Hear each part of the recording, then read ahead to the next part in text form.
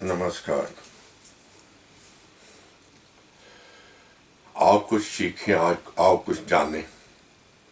कभी कभी कुछ ऐसी घटनाएं हो जाती है, ऐसे इंसिडेंट हो जाते हैं, वो भी हमें बहुत कुछ सिखा कर चले जाते हैं। आज हम कुछ बात करते हैं, कुछ इंसिडेंट ऐसे हो जाते हैं। मैं तकरीबन हफ्ते में 2 बार मंदिर में जाता हूँ। हमारे पास ये है, मंदिर में जाता हूँ। शुरू से ही मुझे, जब से मंदिर वगैरह जाना चालू हुआ हूँ मैं, तो मेरी आदत कहीं कुछ ना कुछ देकर आना। कुछ ना कुछ बैठे होते, बच्चे होते, बुजुर्ग होते, लेडीज होते, जेंट्स होते, उनको कुछ ना कुछ देख कर आना शुरू से ही है। मैं जहाँ जाता हूँ बच्चे सब इंतजार कर रहे थे, जब मैं जाता हूँ अंकल आ गए, अंकल आ गए। अच्छा, ये मुझे बताने का एक कोई कारण बता रहा हूँ। एक मैं ये 1-1.5 महीने की बात है।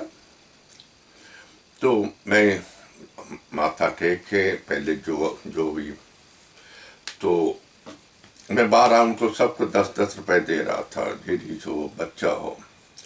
एक पद्धर पुरुष, एक जनाब श्रीमान जी आए। ये आप क्या कर रहे हैं? ये इनको आप बिगाड़ रहे हैं, आप गुनाह कर रहे हैं, आप पाप कर रहे हैं। वो बोलते जा रहे, बोलते मैं उनकी शक्ल तक देख रहा था।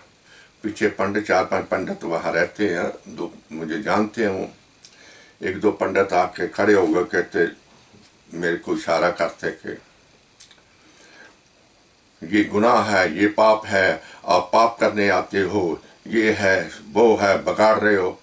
वो बहुत बोलते जा रहे थे। आखिर भाई मुझे कुछ ना कुछ तो बोलना था। मैंने कहा मेरी एक बात सुनिए, मैं पाप कर रहा हूँ, आप पुण्य करने आते हैं, आपका ध्यान मेरे पाप की तरफ क्यों है? मेरी पाप की तरफ क्यों खींचा चला आता आपका ध्यान? अब मेरी तरफ क्यों देख रहे हैं कि मैं क्या कर रहा हूं? मैं पाप कर रहा हूं, पुण्य कर क्या कर रहा हूं? आप अपना पुण्य करने के लिए आपका ध्यान अपने पुण्य की तरफ क्यों नहीं है, मेरे पाप की तरफ क्यों है? जनाब चुप। आपको मैं क्या कर रहा हूं? आप मंदिर में ताका जाकी करने के लिए या किसी धर्म स्थान में इसी चक्कर में आते हैं। कोई क्या कर रहा है, कोई क्या कर रहा है, कोई किसको क्या दे, कुछ क्या ले, यही चक्कर है। गुनाह मैं कर रहा हूँ, पाप मैं, उसकी जिम्मेवारी मेरी है। मुझे ऐसा पाप करने मुझे आनंद आता है, मेरा यही पुण्य है। आप आपके पुण्य को छोड़कर मेरे पाप की तरफ लगे हुए, इसका मतलब मेरा पाप बहुत बढ़िया है। जनाब वो 2-4 बातें मैंने की, तो कोई पंडित जी बीच में आओ उनको। उसके बाद उस घटना के बाद, खैर प्रॉपर नहीं है, मैं एक थोड़ा सा मिसाल दे रहा हूँ कि हम लोग कहीं अपनी शांति के लिए या कुछ किसी के लिए किसी धर्म स्थान में जाते हैं, तो हमें अपनी ही लगन, अपने में ही मुस्तना। और मेरी आदत है, मैं जब भी कभी मुझे पता ही नहीं कौन पास से किस गया, कौन क्या कर रहा, कौन, मेरी अपनी शुरू से ही ऐसी है, मैं देखता ही नहीं कोई गाल।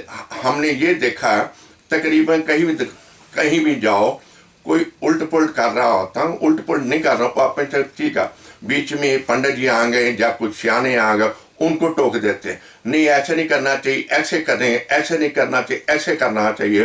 फिर जब मेरे सामने कोई ऐसी घटना होती है, मैं उन पंडित जी और श्रीमान जी को मैं समझा देता हूँ, उनको रहने दो, उनका अपना तरीका है, उसकी वैसे ही उसकी कबूल हो रही है, आप क्यों समझा रहे हो? पूजा पाठ के तौर तरीके में जो आ जाता, वो पूजा पाठ कहाँ रह जाती? मेरी अपनी ये समझ है, जिस पूजा पाठ में, प्रार्थना में असूल नियम आ जाते हैं, वो प्रार्थना नहीं रह जाती। मेरी सोच ये है, प्रार्थना वो होती जो बिना किसी नियमों को, बिना किसी असूलों को, बिना किसी मते डर भय से जो की जाए, उसे प्रार्थना कहते हैं। ये मेरी अपनी समझ है, मैं अपने तरीके से आपको बता रहा हूँ। क्योंकि जब भी कहीं आदमी पाठ पूजा कुछ भी करता, उसका अपने वो अपने मस्त होता, उसे नहीं मालूम है। देखने वाले तो देखने, कोई देख रहा तो उसमें हमारा क्या कसूर। जब आदमी मस्ती में आता है वो बहुत कुछ हरकतें करता है, उसे कहते पूजा, उसे कहते पाठ, उसे कहते प्रार्थना, उसे कहते किसी जाके अपना माथा टेकना। लेकिन हम लोग एक दूसरे की तरफ देखते रहते हैं, कोई क्या कर रहा है, कोई क्यों कर रहा है, तो ही चक्कर में रह जाते हैं। मेरा ये कहने का ये मतलब था, पाठ पूजा प्रार्थना कुछ भी है अपने ढंग से, अपने मन से, जिसमें कोई बंदिश नहीं होनी चाहिए। मैं सोचता जिसमें कुछ बंदिश है वो प्रार्थना, वो पाठ पूजा नहीं होती। होती होगी मुझे नहीं मालूम, लेकिन मैं ऐसा सोचता हूँ। क्योंकि पूजा जब मस्ती आती, जब उसका नूर चढ़ता, जब उसकी उस मेहरबानी होती थी, आदमी वैसे मस्त हो जाता। मैं उसे पता नहीं कौन देख रहा है, मैं कहाँ हूँ, जहां तक नहीं उसे पता चलता है मैं हूं कहाँ पे। प्रार्थना इसको कहते हैं। ये मेरे कहने का मतलब इसलिए था, मुझे फोन रोज आते थे, हमें आपसे मिलना, हमें टाइम दो। कभी लेडीज का, कभी जेंट्स, दोनों मियाँ बीबी,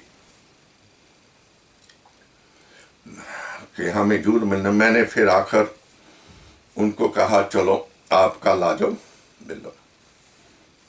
सॉरी,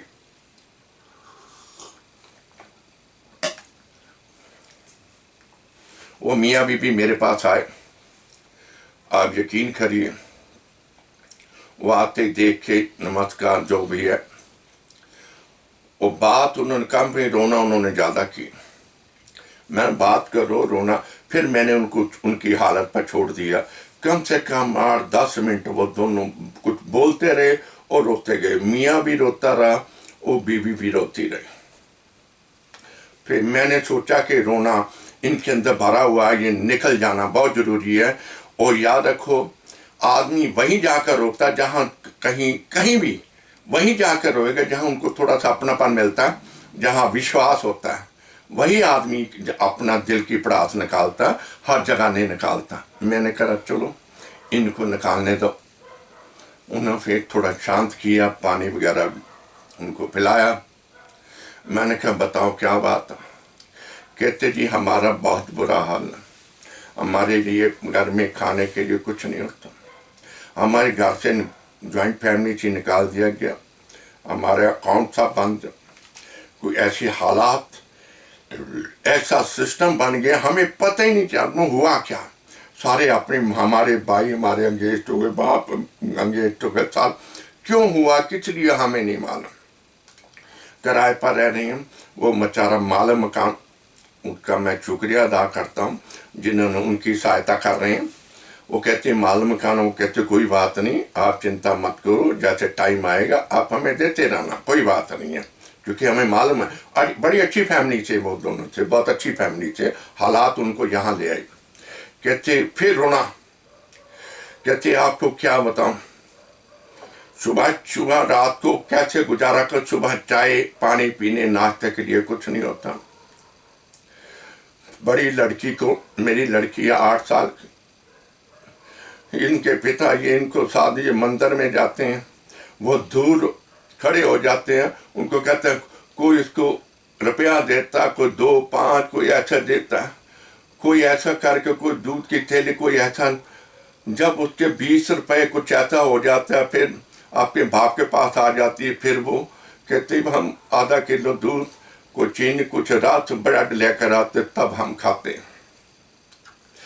उनके कहने का शब्द, उनकी बातें सुनने का शब्द मेरी आंखें भी भर आई। उनको वो क्या कुछ कह रहे थे, क्या कुछ बोल रहे थे, आपको मैं बयान नहीं कर सकता। इस संसार में किन किन कष्टों से, किन किन मुसीबतों से इंसान गुजर रहा होता है। तो तब से मैं मंदिर में 2 दिन, मैंने कहा हफ्ते में 2 बार जाता हूँ। तब 5-7 आधा किलो की थैलियाँ भी ले जाता हूँ, बिस्कुट के पैकेट भी ले जाता हूँ, ब्रेडें भी ले जाता हूँ। मैं कि इनमें से कोई एक ही बंदा जरूरतमंद जिसके घर में सचमुच ये मंदिर में आके उसके घर में ये लेके चाय बनेगी तो मेरा जीवन सफल हो जाएगा। क्या ये मैं गुनाह कर रहा हूं? क्या ये मैं पाप कर रहा हूं? मैं उन पद्म पुरुषों को कहना चाह रहा हूं कि ये देना लेना ये एक तकदीर होती है, एक बहाना होता है। पता नहीं, कभी कभी आपके 10 रुपए दिए हुए उनके घर की जाके चाय बनती है, कभी आपके कुछ दिया हुआ उनके घर में वो खाना खाया जाता है। ये मत सोचो, मत टोको किसी को, मत किसी को कुछ कहो, तुम ये क्यों कर रहे हो, ये क्यों कर रहे हो। तुम अपना काम करो यार, कोई करता तो करने दो।